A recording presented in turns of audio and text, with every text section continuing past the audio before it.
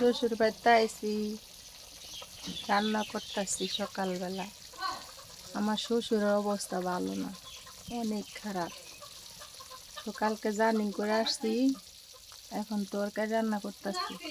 রান্নাছি হলো আপনি যে জালি জালি কুমড়া আছে না, আমগো দেশে কয় আর চাল কুমড়া, এই দেশে কয় জালি কুমড়া। এখানে দিয়ে মুরগির পাও দিয়ে গলা দিয়ে রান্না করতেছি। আর এবারে কারোই মন ভালো না, আমার খালা শাশুড়ি আইসে আর আজকে আর একজন কামতাছে তার বোনের জামাই লেগে। আসলে আমার শ্বশুর এত অসুস্থ আমি জানিও না, আমি তো বোনের বাড়িতে, বোন আগুনে পুড়ে গেছে, বোনের কাছে আসছিলাম। কালকে হঠাৎ করে চলে আসছি, আসলে আফসোস লাগতেছে, খারাপ লাগতেছে। আজকে আমার স্বামী টাকা নাই, আমার স্বামী যদি টাকা থাকতো আমি কালকেই মেডিকেল নিয়ে ভর্তি করতাম। এত খারাপ লাগতেছে বলার বাইরে। সবাই আমার শ্বশুরের জন্য দোয়া করবেন।